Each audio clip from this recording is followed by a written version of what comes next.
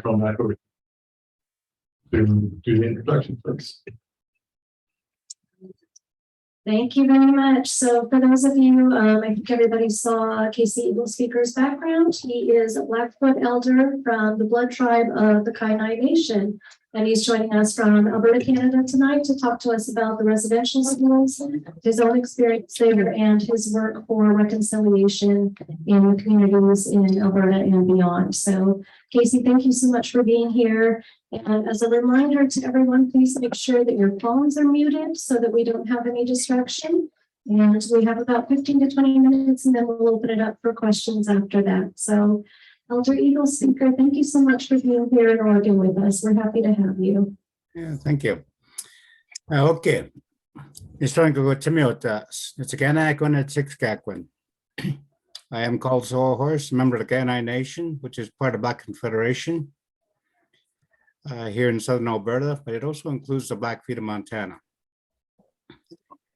So welcome you. And yeah, looking at reconciliation, or as I've been throwing around a phrase that was coined by Sean Atleo about reconciliation and seeing what we need to do. It's understanding the truth, and it's raw truth and the untold stories that our people have. The residential school, as the Supreme Court of Canada deemed it about 3 years ago, is a true form of cultural genocide by identifying a grouping of people by their culture. I think it was under Duncan Campbell Scott, who was quoted as saying to kill the Indian in the child. Sir John MacDonald was to, in his words, was to turn the savages into white Christian civilized people. But the tool they used, residential school, was the most damaging, traumatic era of our people, and still people suffering with trauma today. Generational trauma going from one generation to the next. I'll give you a short excerpt of my story. I am number 56. At 4.5 years of age, I was brought to a residential school. I spent 9.5 years in there. When I first arrived at 4.5 years of age, my parents were ordered to do so. If they denied it, then my younger two siblings would have been taken forcibly. That was the law here in Canada, because residential schools became law in 1920 and made it mandatory that every child 4 years to 16 had to be removed from their home and brought to the residential school. When we arrived there, Father DeWolf, who was the minister of the church, priest, father of the church there, it was an Anglican church, greeted us. The only language I understood and spoke was Blackfoot. English was quite foreign to me. He greeted us, and the first words out of my mouth for him was "Oki Napi," which in Blackfoot means "hello, my friend." He smiled and patted me on top of the head, and we walked into the school itself. Went down a short corridor and into his office. While they were talking, I was looking at everything in that office, all the books, looking at this piece of wood. It was a cross, later understood it was a cross. Pictures of Jesus, I guess, if you want to look at it that way. I had no idea what it was. My parents were agreeing by nodding their heads and saying yes. I didn't understand what they were saying at the time. When everything was done, paperwork, they left. We walked out. Went down a couple of steps. My mother turned around, looked at me about 2 or 3 steps down, and said, "Ikat kimat." The interpretation from Blackfoot to English was to give and do my best. They took a few more steps, and near the bottom, my father turned around and told me, "Sami ikat." Yes, you really do give and do your best. And I said I would. We watched him disappear, and after he cleared the last little hill and were no longer in sight, hell was going to break up for number 56. I was literally picked up by my ears and carried into the back office of Father DeWolf. I was stripped naked and beaten unconscious for speaking the language of the devil. That was the beginning. We're being taught that our languages are wrong. The color of our skin is wrong. Our ceremonies were satanic. Our tribal customs and beliefs were also satanic. That our parents hated us. That's why they put us there, to drive the devil out of us. That was the beginning. My chores at 4.5 years of age was to scrub 9 flights of stairs with a toothbrush and a bowl of rinsing water. My time span was 15 minutes to get it done, or a beating. And even today's technology, I don't think there's any adult person alive that can do 15 flights of stairs with a toothbrush and a bowl of rinse water and get it done in 15 minutes. So I was guaranteed the beatings. The first 2 words I ever understood with the English language were yes and no. Now, was not to disagree or agree. They were survival words. But more times than not, I got caught because it was senior boys who taught me how to answer by the nodding or the shaking of their heads. As you know, that Canadian Thanksgiving is in October, the first Monday in October. It was about 2 weeks after that in October, in the middle of the night, when one of the supervisors came and took me out of my bed and carried me off into a back room where Father DeWolf and 3 other male supervisors were standing and waiting.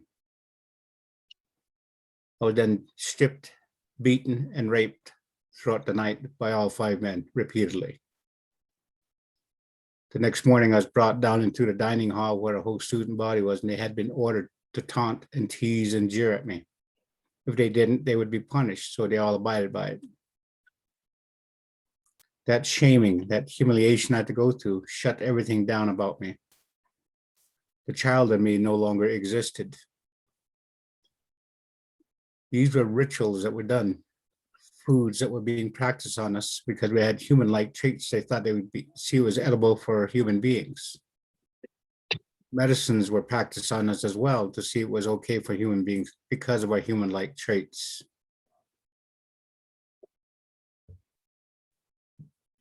We learned that suicide became normal through the residential schools because that was the way to escape the nightmare. I remember being placed in a isolation room for 22 days because I got caught smudging with sweetgrass. I was placed in there naked with a mat on the floor and a 5-gallon bucket. And the mat was my bed and the bucket was my toilet for 22 days. My food source was a slice of bread and a glass of water once a day. It was actually the kitchen helpers would bring that up to me. But it also became a sanctuary. In there, nobody was allowed to come near me other than the kitchen staff would just bring my bread and water and clean out the bucket or change the buckets. But I can guarantee you about 99% of the time, there was nothing ever in that bucket because of lack of food and water. But in there, I prayed in Blackwood, looking at a small window at the top, little 10 by 12 inch window, and the steel door with a little slide to let me know I was still there. But in there, I prayed, asking Creator to wake me up from this nightmare. I didn't like it. I told him I wanted to wake up in the company of my parents. That never happened. But the reality set in that I can sabotage, and I learned how to sabotage quite well to be placed in there. But that 22 days, it was also deemed by Indigenous Affairs, Father DeWolf, and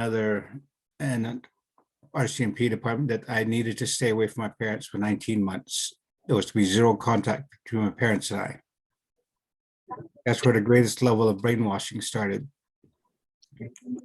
I witnessed atrocities that no child should ever see. Beatings on children where they became lifeless and never to be seen again. Witnessing other young boys being taken nightly into the back room and knowing what was happening to them. 3 young boys that came in right after Christmas, the year that I started, about 2 years after I was in there. And my sexual abuse and beatings continued. Emotional and spiritual abuse continued for the first 2 years. The sexual abuse stopped after the second year, when the 3 new boys came in shortly after Christmas. They only lasted up until spring, but I watched them every night, one of the boys being taken, then followed by another boy the next night.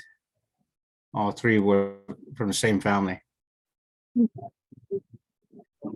It was during that spring and the thaw had happened that I heard some movement.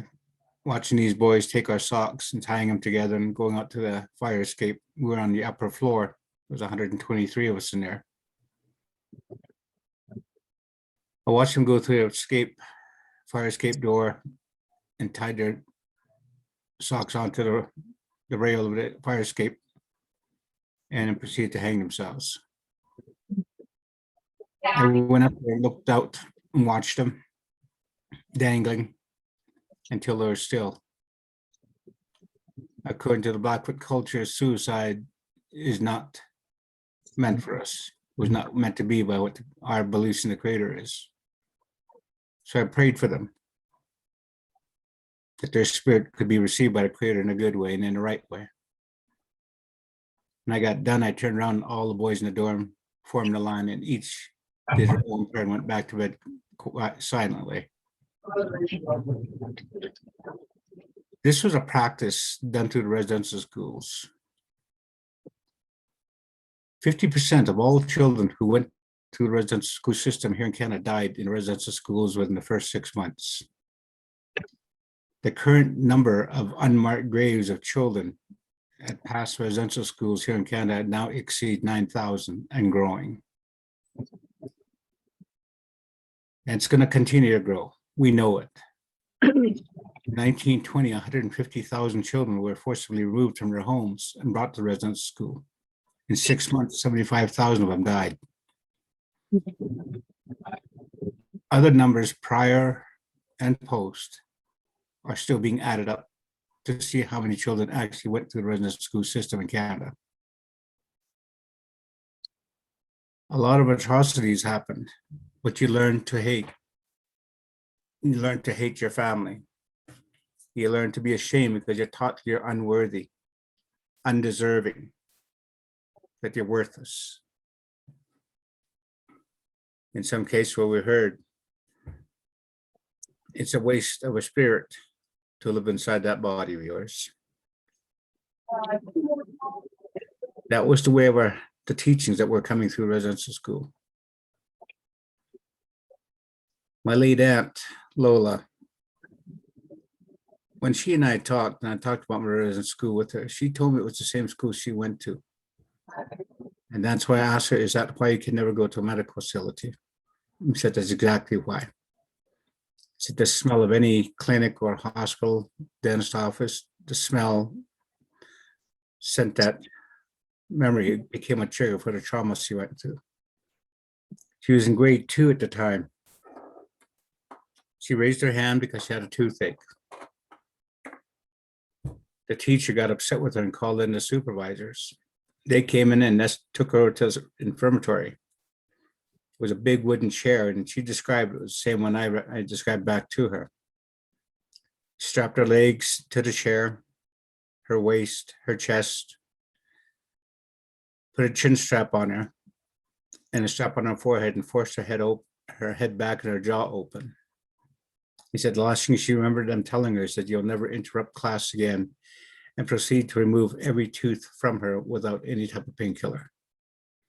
After all, we were not humans. We were savages and animals, according under the eyes of the governments here in power at the time. Those are not far-fetched stories. Young girls who were impregnated by priests and male supervisors,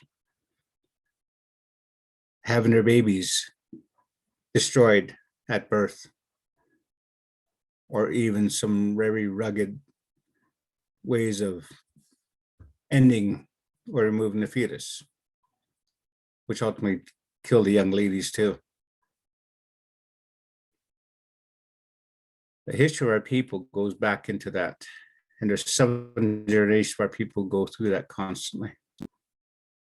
When I came out of residence school at age 14, the law said that if you reach age 16 or grade 8, whichever came first, you were released from residential school.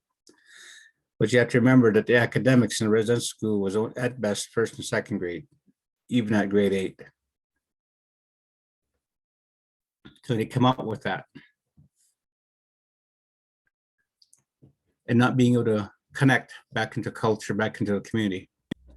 Our parents, grandparents, great-grandparents, 7 generations who are now alcoholics because the Natural Resource Law of 1930 made it illegal for Indigenous people in Canada to seek or have employment.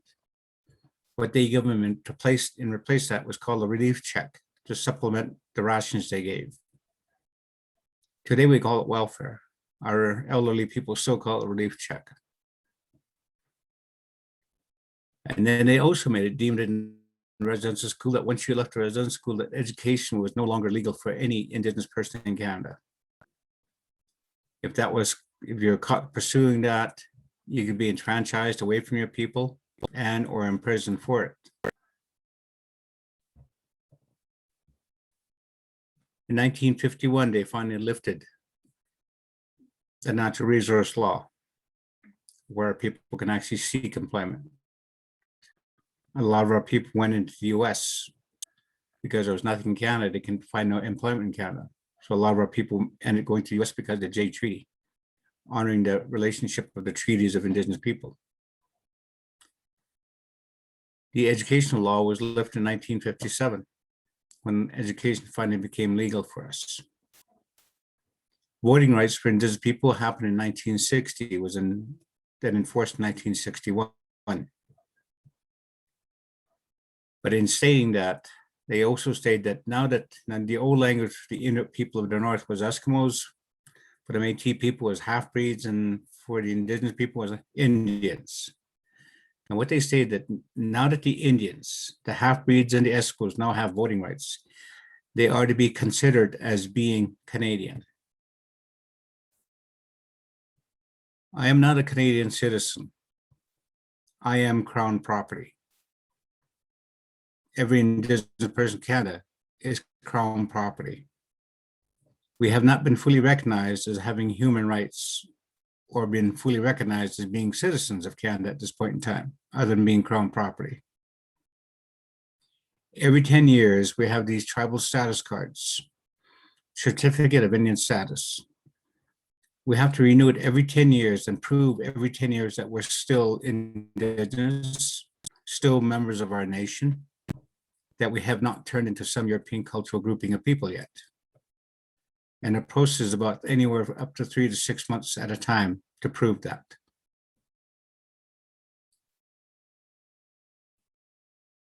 My parents both went through residential school, and the effects of that is that our people could not raise children because they themselves were not raised as children through the residential school.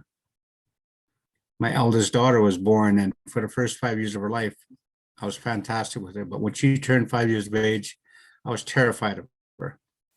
I did not know how to treat a child at that age because I was never treated as one. When my son was born, it was a little different. I reconnected with him when he was 9. My eldest daughter, I connected at 14. The youngest daughter we have, I was able to go past that without having any terror about her. When I look at myself, when I felt any signs of affection, acceptance, love, trust, security, those were my major triggers, because those are the times that I got damaged the most. You can only imagine if you have 4.5-year-old grandchildren or children, if it's a boy, 5 grown men raping him throughout the night, what that does to the spirit of that young person. My journey was not a good journey coming back. I decided I was going to take education and use it as a weapon to get even with a white man. I wanted him to feel my hurt, my pain. I wanted him to feel my lifelessness. It didn't work out that way. Although I achieved academic levels at receiving awards throughout my high school years. Went straight to post-secondary, but then I was introduced to alcohol and drugs, and that became my mainstay to numb out, to find somewhere to belong. I ended up moving to Seattle, Washington, where my uncle and his family had moved to a few years prior to that. It was when I was down there that I ended up on the streets of Seattle, end up in some remote cabin in Mount Rainier, an elderly gentleman from the Yakima Nation. I woke up in his company, his wife and son. I was strapped to a bed. They've been using traditional medicines to have me withdrawal from the use of heroin because that was my drug of choice. But I thought it was only a few days. When I asked how long I'd been there, he told me he'd been here for the last 7 months. He said, those waking moments you had, you spoke of the residential school, the horrific stories that you shared. He asked me then, what do you know prior to that? I said, I remember sitting with the old people during storytelling. I didn't want to play with the kids. I wanted to hear the old people sharing stories in our cultural ways. I remember cutting tobacco for pipe carriers. Some of the pipe carriers were people. It was 23 of them. I knew their songs at age 4. That was just months before I went to residential school. That's when he told me, you gotta go back into your own culture to find yourself. And I did. It was a long journey, but I did. And along that journey, I met my wife in Portland, Oregon. And we got married in Vancouver, Washington in 1972, and be 50 years come December 15th. But it was a journey because I had to forgive myself for how I was reacting to what happened to me. When I was able to do that, I was able to seek out the 5 men and 1 woman. I found 4 of the men in their graves. I prayed for them, forgave them. I found a woman at a receiving home in Lethbridge, Alberta. At the time, they didn't call it Alzheimer's, but that was what she had. And I prayed with her. She had no idea what was going on, and I forgave her. The last man I found up in northern Manitoba. I remembered his name through the family name. I checked with his family. He said, I'm coming up to see him. And when I arrived at that small town in northern Manitoba, I see an old man sitting on a chair on a porch. And I got halfway up his walkway. He stood up. First words out of his mouth was number 56. I told him, I'm not here to harm you. I'm actually here to forgive you. And that's when he collapsed into a fetal position. His wife was going to pick him up, or his daughter. And I said, no, just cover him. Put a pillow on his head. He needs to let this out. And we waited a while. He cried heavily, and then we helped him up afterwards. We had a long discussion. And before I left, he thanked me for doing that. He said, maybe now, at my age, whatever time I have left, I can actually live in freedom.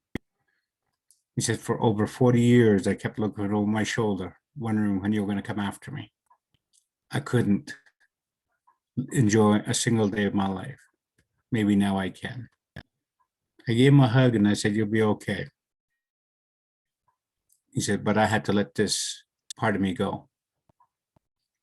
And in saying that, in creating collaborations with Indigenous people, whether it's Canada or the United States, is that you're going to have to build relationships. In the Blackfoot culture, we say making relations is at the speed of trust, as well as respect.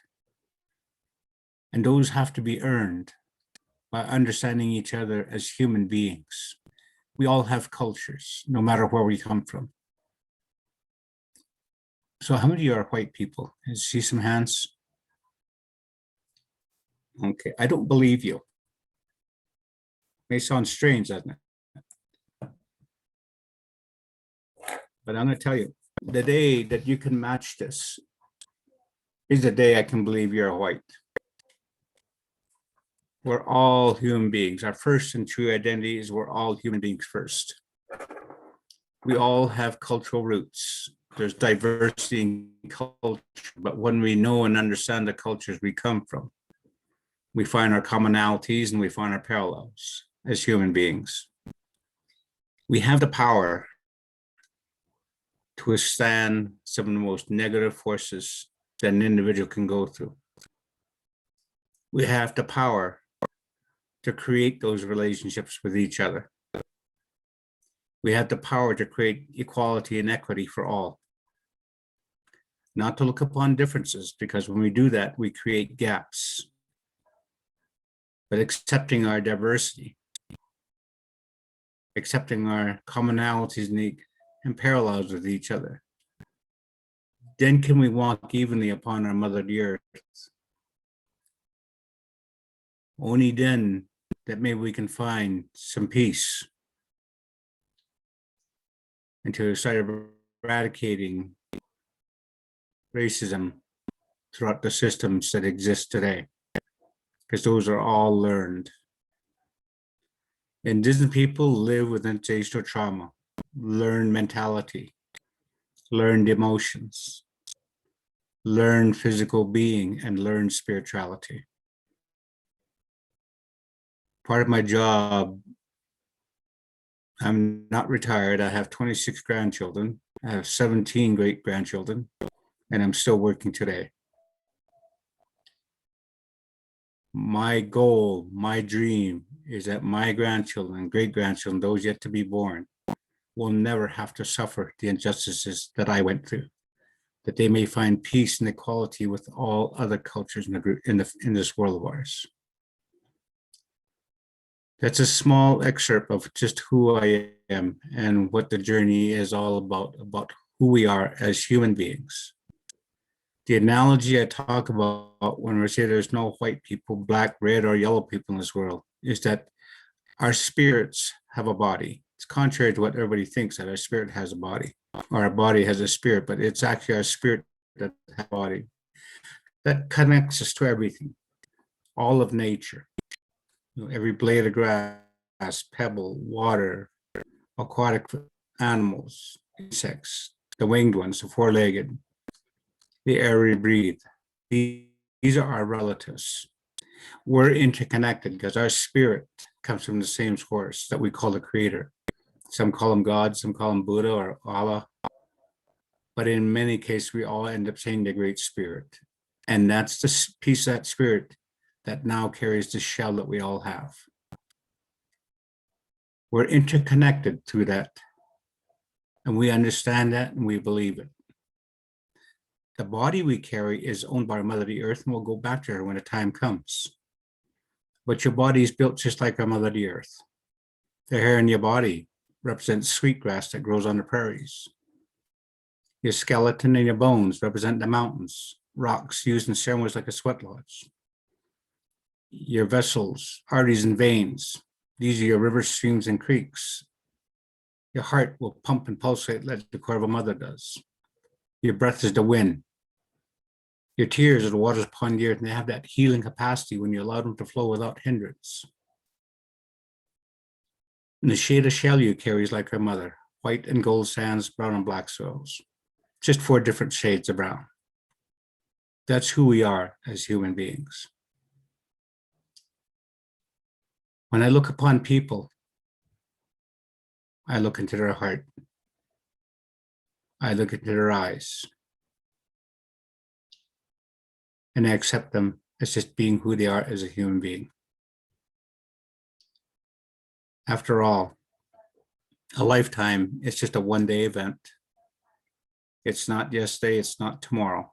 Yesterday, all it is everything but, it's all but memory. A place of learning, not reliving. Tomorrow is a place of hope, but what we choose to do today, not what we chose yesterday.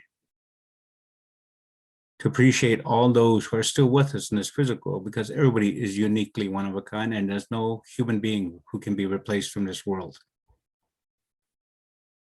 And we have examples happening every day, even amongst our own family, where we've lost loved ones. They've never been replaced. So learning to appreciate each other, just as friends and family, or even strangers. But I'll come back on that one. Is that I don't believe in having strangers. I believe we're all friends, we just haven't met yet. So I'll leave it at that for now. If there's any questions, I'm very open to that. Thank you very much. Let's start with the Zoom Well, are there any questions or comments out on the Zoom side? Easy. Yes. Okay, I don't see any out here in the room. Eugene, Push the button one time, Ruben. the great one. Hello, Casey, can you hear me? Yeah, I can hear you. Good. Thank you so much for your transparency and your kindness in regards to everything you shared. Most importantly, I very much appreciate your forgiving spirit. The attitude of forgiveness. It's very difficult for many people to do, especially going through what you went through. So we thank you and I appreciate that very much. I'm glad that you're whole and that you're moving forward and you're still working. I retired at 68. Well, you're still working, man. I'm in my 70s. I can tell. Yeah. What are you doing for work, by the way? Oh, I'm the Indigenous Resource Coordinator for Health Services, working with young children, and families, and youth of all different nationalities, Indigenous and non-Indigenous. I'm also the co-chair for the Wisdom Council for Alberta Health Services, looking at the disparity of health delivery and having more Indigenous inclusion about ceremony and medicines. I'm also the elder residence for St. Mary's University, Bow Valley College, Alberta University of Arts, Mount Royal University, also the lead elder for the Center for Newcomers, and we just finished releasing a toolkit about truth telling, understanding the true history of Canada for Newcomers Canada. Also the lead elder for the Spark Science Center, and looking at how we're just releasing a new program called Blackfoot Skies about the stars and constellations and the Blackfoot stories that go with that, and sharing that with the open population. It's a little bit of what I do. I have my family in my books, so we have appointments to meet each other. No. Yeah, I think you and my mom are going to outlive all of us. You look great. You still live in Canada, correct? Yes, I do. I was actually born in Yakima, Washington, in 1951. See, when they released the work restrictions, my parents disappeared into the state of Washington, and that's where I was born. In Washington State. So, and then they both being Canadian, brought me back up here. So it's only through my enrollment of the Kainai Nation that I have actually Canadian status, not really a citizen, but a status as a Canadian. So I was able to get a social insurance number here and go to work or go to school. But I do remember having a challenge about that, and the federal government said, well, then, we need to basically get you back out of Canada and get you in the United States. And I said, that's fine. I'm ready to go. I lived there for a number of years. I actually lived in Portland and Salem. I worked in the shipyards. At the time it was called FMC. It's gone back to the Gunderson brothers. Yeah, so I was a certified welder there. But when I told them that, okay, then I have a major lawsuit I can put up now. And they asked what the lawsuit is. It says that you took an American citizen by force and threw him into a residential school to be subjected to all sorts of abuse. They have not said a word to me since. So. Well, thank you for your bravery. And again, I appreciate your willingness to share your story. And I'm Mexican American. I have a minuscule amount of ridicule that I experienced in the 60s, but nothing in comparison to what you went through. So thank you for surviving and thriving. Yeah, thank you. Thank you. If I may take a moment, I want to introduce you to a few folks who've joined us. Dan is joining us from Southern Oregon. Claire is joining us from the coast. They're both in the state of Oregon. And I also wanted to introduce you to Dashawn. It's 4:30 in the morning in Romania, and we joined you to hear your story. So my question for you is, I'll start with a thank you for trusting us with your story, the vulnerability and the generosity of sharing your story with a bunch of strangers on a computer screen. We're very grateful for that. What can we do going forward now that we know your story? what can we do in conversations with other people? How can we share that and be effective with what you've trusted us with? Yeah, well, first off is we're not strangers. Like I said, we're all friends. We just haven't met yet. And the fact is, what you can do is to listen to the truth, to allow yourself to be vulnerable, to be uncomfortable. It's only when you find that level of discomfort that you find understanding. To listen to the stories of the indigenous people of the US, because they too had resident schools, they call them boarding schools. As far as I know, there's a major lawsuit that's been set into motion. Is to find those opportunities to hear those stories. And you're going to find a lot of commonalities and parallels. And you're probably going to also understand that in the near future, that they're also going to start looking for unmarked graves in the US as well. Be prepared for that. Yeah, and the other thing is that we do land acknowledgement up here. And it's for non-indigenous people to do so, to acknowledge the first people that lived on the lands. Our stories go back thousands and thousands of years. And actually there's, prior to any European contact, there was never any great Indian wars. What they've discovered is massive intricate trade routes throughout North and South America. In fact, St. Louis, Missouri was a major trading mecca for the indigenous people of North and South America. I'm not going to try and pronounce the name in the traditional language of those people there. The last time I tried, I almost threw the F-bomb out there, so I'm not going to give it any effort. But it's really walking with us. Listen to the story and understand what happened. I brought this before the Jewish synagogue here in Calgary. Dr. Shadowski wanted to hear about it. So I went to 3 days with his congregation talking about the residential school. And I had more information, more in-depth information around that, about my journey through residential school. What they came back to me with, he said, we talked about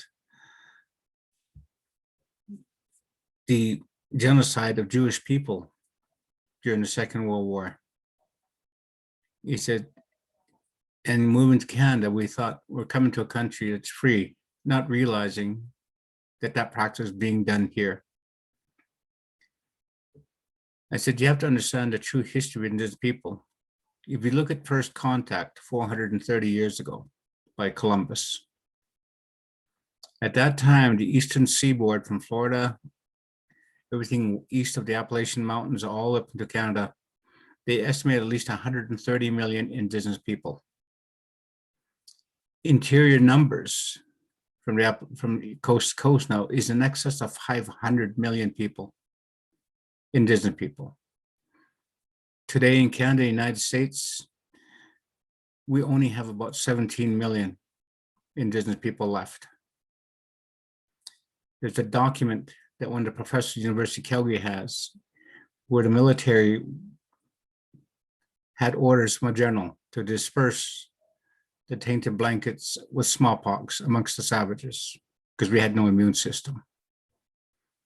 In the Blackfoot Confederation, we have the Gana, the Six-Gun, the Pikani. We also had the Buckskicks, the small rope people. They were the first grouping of our people to be wiped out by smallpox. And they lived within the mountain range of Yellowstone. Today, we still have 4 tribes, the Blackfeet of Montana. We call them South Pagans. Because when the international border was put in place, over half of the Pagan nation was caught south of the border. And between the Canadian American government, they decided they need to get a plural form of the Pagans, and they couldn't find it. They couldn't find a plural about the Ganaks, the Bloods. So they took the plural form of Blackfoot and call them Blackfeet. But when they do land acknowledgement up here, is to recognize the original people of the land, which opened up opportunities to hear the history.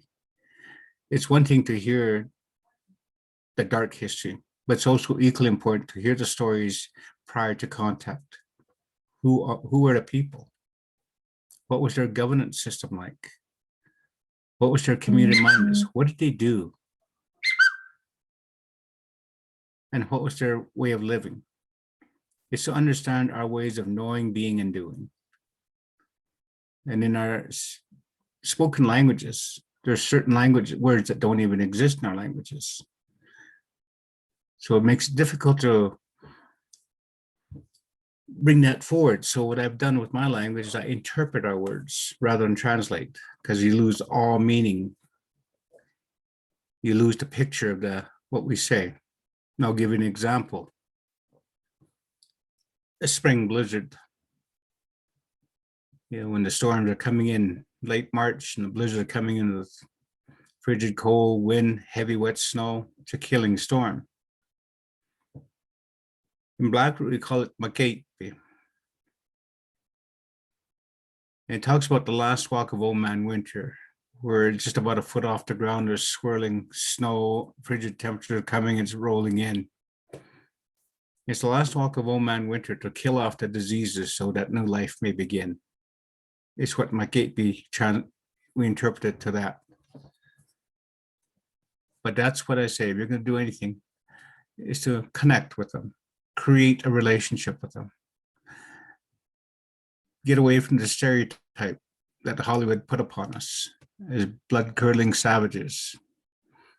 When they talk about, and you see these Indians racing around a wagon train, we laugh about that because they said our ancestors were not stupid enough to put themselves in open fire while others are protected. What people have to remember is what are their contributions. Well, the U.S. military is based upon guerrilla warfare. Guess who brought that to them? Was the style of fighting that Indigenous people brought to the table, guerrilla warfare. We also brought irrigation to the world.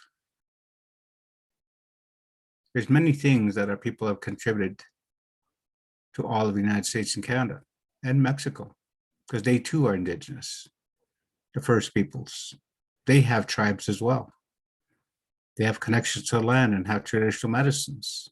They have ceremonies. But it's really connecting with us. I run a Sundance every year, and I have Sundancers. I've had Sundancers from around the world, not just my own people, because our teachings that we're all humans first, and nobody's to be excluded, and we don't.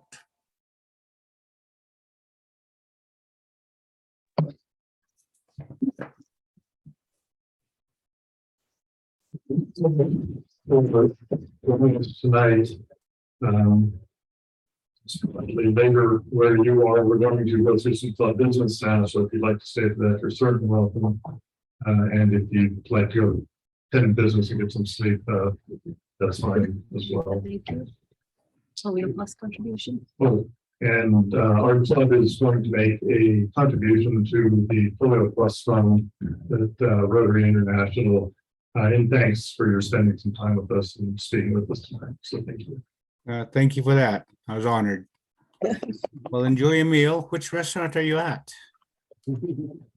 Heather, you're keeping track of those. Say again? Said, which restaurant are you at in Portland?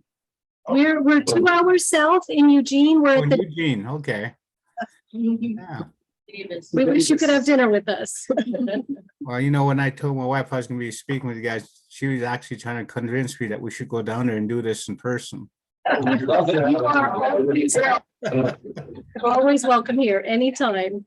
Yeah. Well, she was born in Portland, Oregon. So, yeah. So, and her playground was Seaside and Cannon Beach. Oh, great. Please tell her hello for us. I certainly will. And you guys have a great evening and enjoy your meal. I hope I didn't upset you. You did, and that's good. But above all, don't blame yourselves for this, okay? But we can take responsibility that we can walk together so that type of history can never repeat itself in Canada or US again. Thank you. All right. Okay. Have a good evening and have a great day. Bye-bye. Bye. All right. For the announcements, we do have September birthdays. Thanks, Andrew, for getting that put together.